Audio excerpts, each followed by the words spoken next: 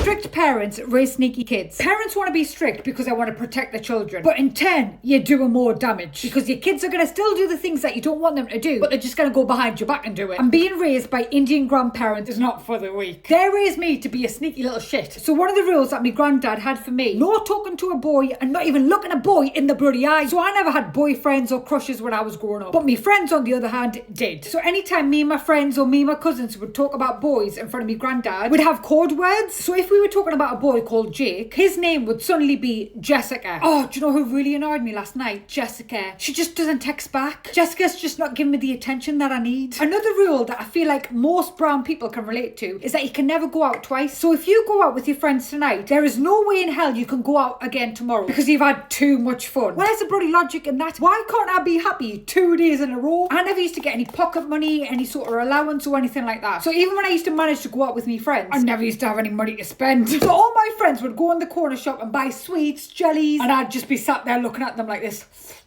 The only way for me to get any sort of money from my granddad was to beg, to cry, and just enter a bloody trance and be like, please give me money! And half the time I never used to bloody walk away with any. So anyway, this is the day that I realised that I'm meant to be an entrepreneur. So my granddad would constantly lose his glasses. 99% of the time, his glasses would be on his head. And I'd wait for him to sit on the sofa so I can go behind his back and slowly take off his glasses off his head without him realising, I found your glasses, can I have me £2 now? And he gave me the £2. I had found a loophole. Every time my granddad would lose his glasses, I would just increase the price. I'd be like, give me £3 then, give us a £5. I'll find your glasses if you give us a £10. I was raking it in. Another thing that I wasn't allowed to do growing up is choose my own subjects. I wasn't allowed to choose what I wanted to do. So my school had a drama club. Now my cousins didn't want to do drama club. That meant I wasn't allowed to do drama club. But look at me personality, guys. I deserve to be on that stage. I've got one of those personalities that's like, I would have thrived in drama club. So do you know what I used to do instead? I used to go upstairs and record myself doing acting skits. Now I was an only child, so I was playing every single role myself. And I still remember there was this one scene that I did. So my lover had just passed out. One moment I'm playing the lover,